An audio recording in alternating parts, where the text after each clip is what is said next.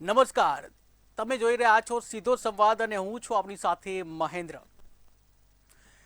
તો paper leak મુદ્દે bill બંને ગૃહોમાં રજૂ કરવામાં આવ્યું, પરંતુ વિપક્ષ દ્વારા હોબાળો કરવામાં આવ્યો અને આ બિલ છે સદનની કાર્યવાહી છે આ સદનની કાર્યવાહી આગળ થઈ નહીં. ત્યારે પેપર લીકનું બિલ છે રજૂ તો કરવામાં આવ્યું છે, પરંતુ 2024માં પણ જે કાયદા બનાવવામાં આવ્યા હતા પેપર લીકને લઈને, પરંતુ 2026માં ફરી કાયદા છે બનાવવાની ફરજ પડી છે અને જેને લઈને અનેક સવારો પણ ઊભા થઈ રહ્યા છે. ત્યારે લોકશાહીની ખરી શક્તિ તેના નાગરિકોના વિશ્વાસ અને કાયદાના શાસનમાં જ રહેલી છે. દેશના કરોડો યુવાનોના ભવિષ્ય સાથે જોડાયેલી પરીક્ષાઓમાં પારદર્શિતા લાવવા માટે લોકસભામાં નવો કાયદો અને કડક સજાની જોગવાઈ રજૂ કરવામાં આવી છે, જે કાયદાકીય દ્રષ્ટિએ આવકારવા લાયક પણ છે. ત્યારે કાયદો કડક બને તે સદન અને દેશના હિતમાં છે, પરંતુ સાથે જ સંસદમાં વિપક્ષ દ્વારા ઉઠાવવામાં આવતા સવાલો અને રોડ પર આંદોલન કરી રહેલા વિદ્યાર્થીઓના અવાજને સાંભળવો પણ એટલો જ જરૂરી છે. નીતિ નિયમો અને સમિતિઓની રચના માત્ર કાગળ પર ન રહેતા તેનું સમયસર અમલીકરણ થાય તે લોકશાહીની પ્રથમ શરત છે. સદનમાં થતો હોબાળો કે ગતિરોધ ઉકેલ નથી, પરંતુ તંદુરસ્ત ચર્ચા જ સાચો માર્ગ છે. ત્યારે શાસક પક્ષ અને વિપક્ષ બંને સાથે મળી વિદ્યાર્થીઓના ભવિષ્ય અને ન્યાયિક વ્યવસ્થાની સુદૃઢતા માટે એકજૂથ થઈ અને પરિણામલક્ષી કામગીરી દર્શાવવી પડશે. ત્યારે આજે લોકસભા અને રાજ્યસભામાં જે પરીક્ષાલક્ષી બિલ રજૂ કરવામાં આવ્યું, પરંતુ બંને જે ગૃહો છે બંને ગૃહોમાં જે કાર્યવાહી છે સ્થગિત કરવામાં આવી. વિપક્ષ દ્વારા જે હોબાળો કરવામાં આવ્યો અને જે કાર્યવાહી છે તેને સ્થગિત કરવામાં આવી. ત્યારે ફરી એકવાર જે આજે સદનની જે કાર્યવાહી છે આ કાર્યવાહીને સ્થગિત કરવાની ફરજ પડી હતી. ત્યારે ઉલ્લેખનીય છે કે જે સીજેપી દ્વારા આંદોલન કરવામાં આવ્યું હતું, સોનમ વાંગચુક આમરણાંત ઉપવાસ ઉપર હતા અને ત્યારબાદ 36મા દિવસે સરકારે ઝૂકવું પડ્યું હતું અને શિક્ષણ મંત્રી ધર્મેન્દ્ર પ્રધાને રાજીનામું આપવાની ફરજ પડી હતી. અને જે જેનજીની આ મોટી જીત બતાવવામાં આવી રહી છે. ત્યારે આજે જે સંસદમાં આ અંગેનું જે બિલ રજૂ કરવામાં આવ્યું હતું, જે રીતે પ્રથમ કેબિનેટ છે, કેબિનેટમાં આ બિલને મંજૂરી આપવામાં આવી અને આજે બંને સદનમાં આ બિલને રજૂ કરવામાં આવ્યું. પરંતુ આ બિલમાં ચર્ચા થવાના બદલે વિપક્ષ દ્વારા જે હોબાળો થયો અને ત્યારબાદ સંસદની બંને ગૃહોની જે કાર્યવાહી છે બંને ગૃહોની કાર્યવાહી સ્થગિત કરવાની ફરજ પડી. ત્યારે ઉલ્લેખનીય છે કે 2024માં પણ નીટ પેપર લીકને લઈને જે અનેક જે કાયદા બનાવવામાં આવ્યા હતા, પરંતુ આ 2 વર્ષ દરમિયાન ફરી આ કાયદો બનાવવાની ફરજ પડી છે અને જેને લઈને પણ અનેક સવાલો ઊભા થઈ રહ્યા છે. ત્યારે આખરે પીસાવાનું તો વિદ્યાર્થીઓને જ છે. ત્યારે જે 21 જે વિદ્યાર્થીઓ છે કે જેઓએ આત્મહત્યા કરી છે, આ આત્મહત્યા કરનાર જે વિદ્યાર્થીઓ છે એને ન્યાય ક્યારે મળશે તે પણ એક સૌથી મોટો પ્રશ્ન છે. ત્યારે આ બધા વચ્ચે એક મહત્વની વાત જો સામે આવી રહી હોય તો સરકાર દ્વારા સીજેપીના જે 3 શરતો છે આ 3 શરતો ઉપર જે સહમત થયા હતા અને ત્યારબાદ જ આંદોલનને પાછું ખેંચવામાં આવ્યું હતું. પરંતુ કોંગ્રેસ જનતા પાર્ટીની જે ચેતવણી સામે આવી છે કે હવે ફરીથી આંદોલન કરવા મજબૂર ન કરો, ત્યારે સરકારે કરાર તોડ્યો હોવાનો સીજેપી દ્વારા આક્ષેપ કરવામાં આવ્યો છે. ત્યારે આ જ મુદ્દે આપણે આજે ચર્ચા કરવી છે અને ચર્ચા કરવા માટે આપણી સાથે જોડાઈ ગયા છે તા શૈલેષ પરમાર, કોંગ્રેસ નેતા પાર્થિવરાજ કઠવાડિયા અને રાજકીય વિશ્લેષક અમીશ દાદાવાલા. આ ત્રણેયનું મંતવ્ય ન્યૂઝમાં સ્વાગત છે. ત્યારે શરૂઆત કરીશ અમીશભાઈ આપનાથી કે જેવી રીતે 2024થી 26 સુધી સતત બિલ અને કમિટીઓ બન્યા પછી પણ જે સિસ્ટમ છે સિસ્ટમ પરથી વિદ્યાર્થીઓનો વિશ્વાસ છે, આ વિશ્વાસ પાછો કેમ નથી ફરી રહ્યો? અમીશભાઈ. અમીશભાઈ આપનું માઇક છે, અનમ્યુટ કરશો, આપનો અવાજ નથી આવી રહ્યો. સોરી જી જી. હા, મારું કેવું એવું છે કે 2002 થી 2006 2011 2014 એના પછી અનેક વખત આવા કિસ્સા બન્યા છે. કોઈ પાર્ટીની આમાં કોઈ જવાબદારી બને છે નથી બનતી એ વિષય પર ચર્ચા નહીં કરી અને overall system national testing agency જે છે એની જે પરફોર્મન્સ છે એની પર વિદ્યાર્થીઓનો વિશ્વાસ કેવી રીતે બેસે એવું સરકાર દ્વારા કોઈ નિર્ણય ઠોસ કદમ લેવાવો જોઈએ. સરકારે આજે જે કર્યું છે આ તો સરકાર ભૂતકાળમાં કરી ચૂકી છે.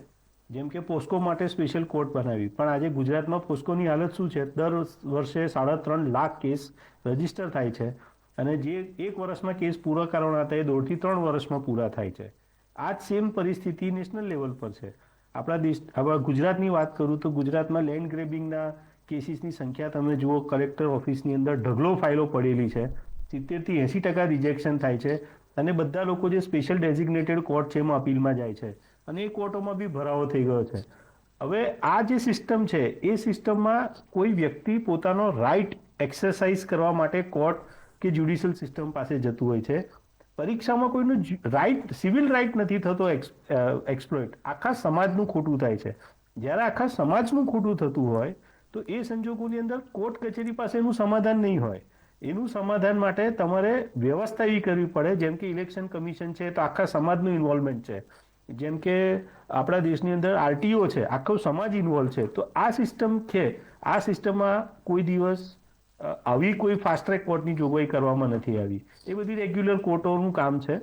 ફાસ્ટ ટ્રેક કોર્ટ કેવા સંજોગોમાં ચાલે કે જ્યાં આગળ કેસની સંખ્યા બહુ વધારે હોય. આખા 15, 20, 25 વર્ષનો રેકોર્ડ કાઢીએ આપણે તો ગણીને કદાચ આવી 25 કે 30 મેજર ઘટનાઓ થઈ છે, માઇનોર ઘટનાઓ ઘણી બધી થઈ છે. અને અમીશભાઈ પાછો આવે. આજે જે સીબીઆઈના જે વકીલ છે એ પણ ગેરહાજર રહ્યા હતા પહેલી જ મુદતમાં ફાસ્ટ ટ્રેક કોર્ટમાં. હકીકત છે સાહેબ, આ બધો હોય છે. કેસોનો ભરાવો એટલો બધો છે કે એમાં તમને સમાધાન મળવાનું નથી. અને બાળકોને, નાના બાળકો છે, 10મા 12મા ધોરણના કોલેજ પાસ આઉટ થયેલા, ગ્રેજ્યુએટ કે માસ્ટર્સ થયેલા બાળકો છે, એમને કોર્ટ કચેરી શું સમજણ પડે? એને તો એના ભવિષ્યને માટે આજે હું પરીક્ષા આપું છું, અઠવાડિયા 10 દિવસ 15 દિવસમાં કે અમુક કેસની અંદર સાંજે રિઝલ્ટ મળવું જોઈએ અને મારું ભવિષ્ય આગળ ચાલવું જોઈએ.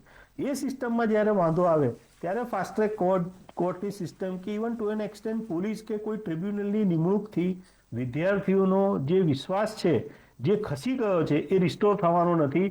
આ ફક્ત ને ફક્ત રાજકીય એક વિચાર છે. સારો વિચાર છે, વિચાર ખરાબ નથી, પણ રાજકીય વિચાર છે. આમાં વિદ્યાર્થીઓને માટે જે એક ઇઝ હોવી જોઈએ, કમ્ફર્ટ હોવી જોઈએ, વિદ્યાર્થીઓને જે વિશ્વાસ રિસ્ટોર થવો જોઈએ. મને નથી દેખાતું કે ફાસ્ટ ટ્રેક કોર્ટ થવાથી વિદ્યાર્થીઓનો વિશ્વાસ રિસ્ટોર થાય. બિલકુલ. શૈલેષભાઈ આપના પાસે આવી. શૈલેષભાઈ, 2024માં પણ પેપર લીક થયા હતા, કાયદો બન્યો હતો. હજી તો 2 વર્ષ થયા અને ફરી પાછો કાયદો બનાવવો પડ્યો.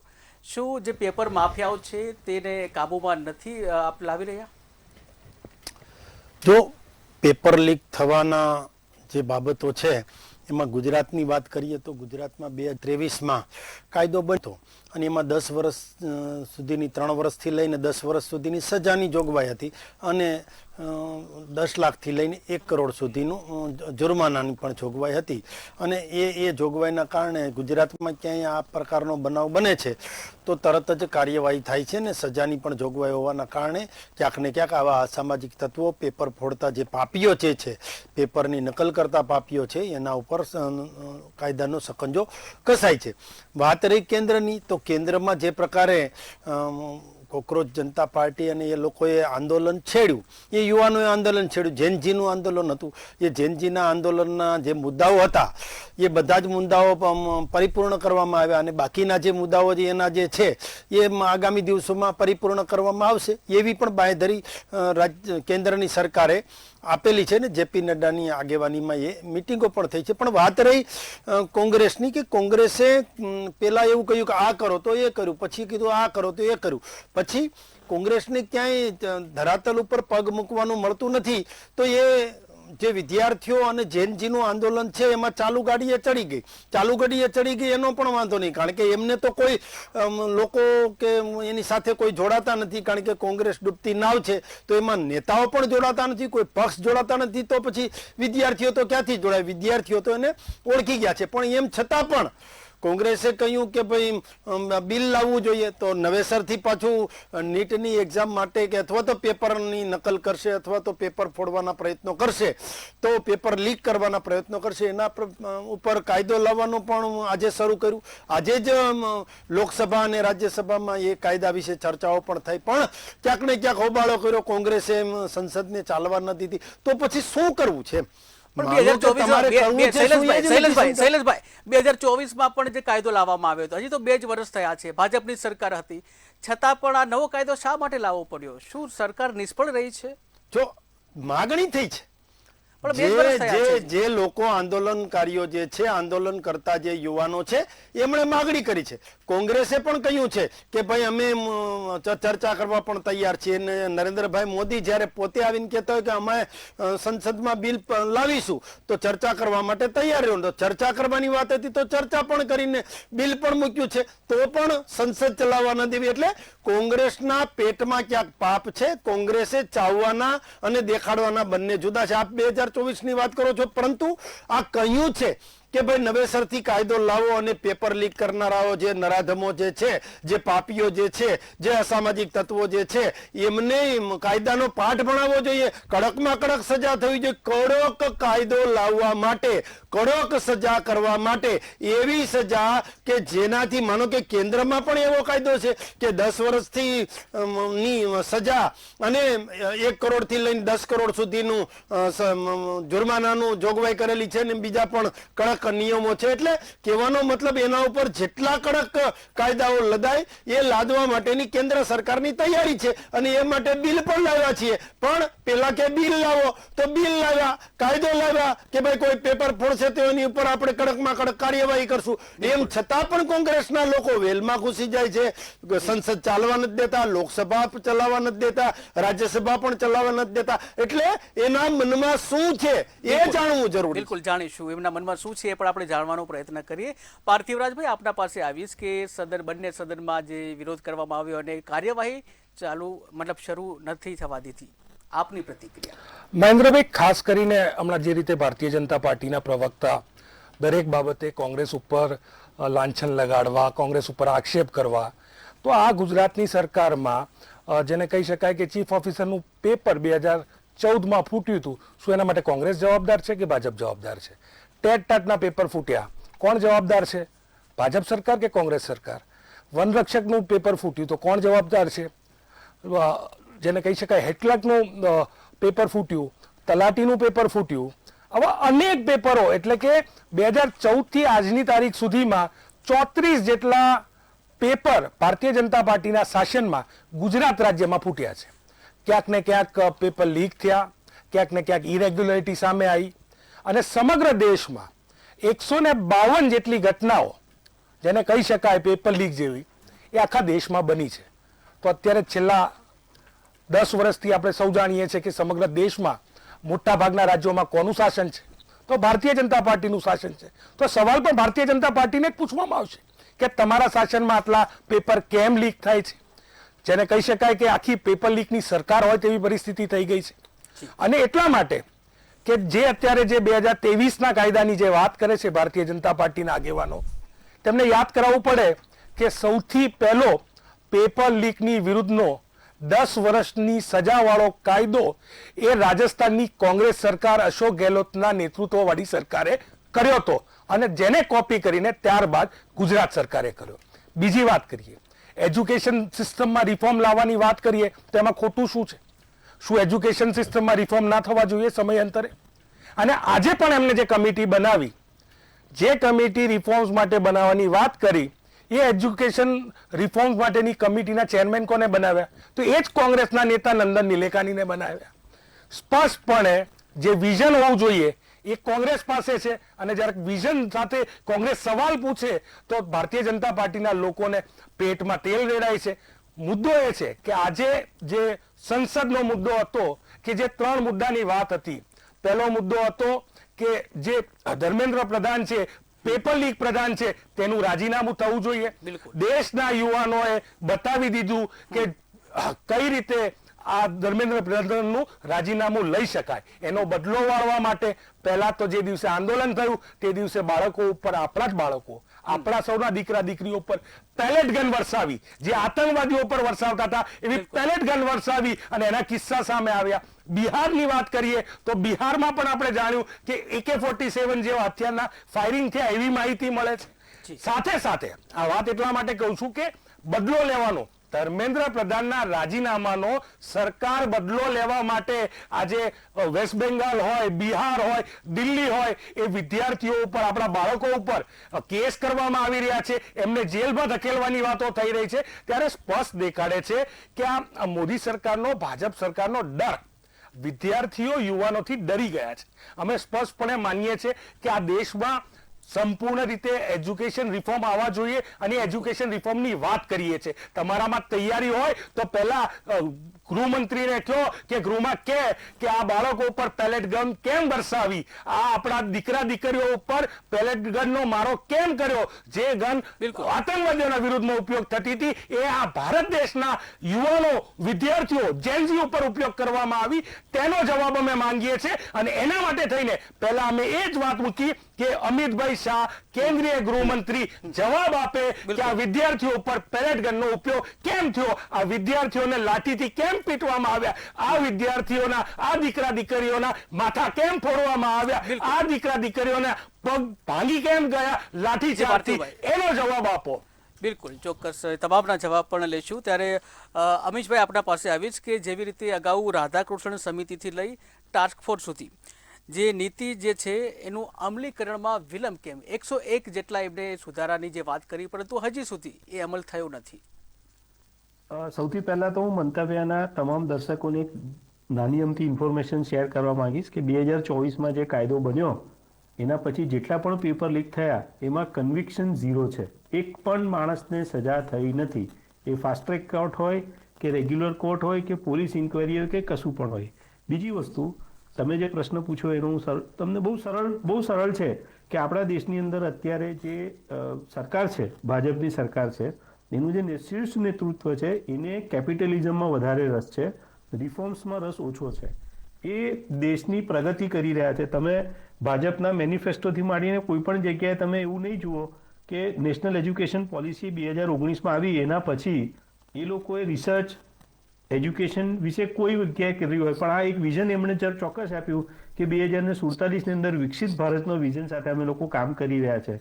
પણ વિકસિત ભારત સાથે દેશ એક નાના ઘર સાથે જો આપણે એને કમ્પેર કરીએ ને તો એમાં વડીલો હોય, સગાઓ હોય, મા બાપ હોય, નાના બાળકો હોય, કઝિન્સ હોય, બધા જ હોય, અને બધાનો સર્વાંગી વિકાસ થાય, બધાને એમની સમય, ઉંમર અને જરૂરિયાત મુજબ એમને એમનું ભાથું મળે અને આખું પરિવાર ઉપર આવે તો એને સર્વાંગી વિકાસ કહેવાય, તો એને સંપૂર્ણ વિકાસ કહેવાય. ફક્ત ઇકોનોમીનો વિકાસ કે એક વિચારનો વિકાસ એનાથી દેશ નથી સર્વાઈવ થતો. અને ધીરે ધીરે હું જે જોઈ રહ્યો છું કે જો ભાજપનું આ જ વર્તન રહ્યું, આ રીતે જ ભાજપ જો વિચારતી રહી કન્ટિન્યુડ, અને બાળકો માટે, ભવિષ્યના એમના ભણતર માટે જે નરેન્દ્ર મોદી સાહેબે વચ્ચે રિસર્ચની ઉપર ઇમ્પ્લિમેન્ટ કરવા, આઈટીઆઈને ઉપર પ્રમોટ કરવાનો છે એમણે એક અભિગમ દાખ્યો હતો, એ અભિગમ કશેક મને છેલ્લા 2 વર્ષમાં દેખાતો નથી. અને એને કારણે શું થઈ રહ્યું છે કે આપણે તમે ઇતિહાસ જોઈએ તો ભારતની અંદર જેટલી પણ સત્તા પલટો થયો છે એમાં મેજર કોન્ટ્રીબ્યુશન વિદ્યાર્થીઓનું રહ્યું છે. તો તમે વિદ્યાર્થીઓને નહીં સાચવો તો સત્તા પલટો સુધી આજે દરેક બાળક જેને કોંગ્રેસ શું છે ખબર નહોતી, જેને પહેલો વોટ ભાજપને આપ્યો હતો, એ બાળકના મગજમાં કોઈક રીતે કોંગ્રેસ ઘર કરી ગઈ કે કોંગ્રેસ તો ઊભી તે બાળકોની સાથે, પણ ભાજપે અમારી સાથે આવું કર્યું, ભાજપે અમારી સાથે તેવું કર્યું. એટલે ભાજપ શું કરી રહી છે, જે ભૂલ કોંગ્રેસે કરી હતી ભૂતકાળમાં, એ જ ભૂલ આજે ભાજપ કરી રહી છે. અને પોતાનો યંગ વોટર છે એના માઇન્ડને ડાયવર્ટ કરી રહેલી છે અને એના માઇન્ડની અંદર એવો વિચાર મૂકી રહેલી છે જે વિચાર એ લોકોના લાંબા રાજકીય નેતૃત્વને કે લાંબા રાજકીય શાસનને ડેમેજ કરે એવું મને દેખાય છે. એટલે રાજકીય એંગલથી પણ મારું એવું માનવું છે કે ભાજપનું આ જે સ્ટેપ છે ફાસ્ટ ટ્રેક કોર્ટનું અને બાળકો સામે એગ્રેશન થવાનું, કશેક ને કશેક વિચારધારાથી વિરુદ્ધ જઈ રહ્યું છે. બિલકુલ. શૈલેષભાઈ આપના પાસે આવીશ કે શૈલેષભાઈ 2024માં જે પેપર લીકનો મુખ્ય આરોપી સંજીવ મુખિયા, જે કથિત આરોપી હતા સંજીવ મુખિયા, સીબીઆઈએ તેઓને ક્લીન ચીટ આપી દીધી હતી. તો પછી હવે નવી ટાસ્ક ફોર્સ બનાવી અને ન્યાય મળશે એવી અપેક્ષા કેવી રીતે રાખી શકીએ? જો ક્યારેક કાયદાઓના, ક્યારેક આપણે જે નીતિ નિયમો છે એના છીંડા હોવાના કારણે દોષીઓ પણ છૂટી જતા હોય છે અને ક્યારેક જે પુરાવાઓ છે એના અભાવના કારણે અસામાજિક તત્વો અને આવા પેપર લીક કરનારાઓ છૂટી જતા હતા. હમણાં મારા ભાઈબંધ કોંગ્રેસના વક્તા ખૂબ ગાય વગાડીને કહેતા હતા કે તમારી સરકારો જ્યાં છે ત્યાં આમ છે તેમ છે. એટલે હું એટલું જ કહેવા માંગુ છું કે પંજાબમાં અમારી સરકાર છે, પંજાબમાં જે હરિયાણામાં અમારી સરકાર છે.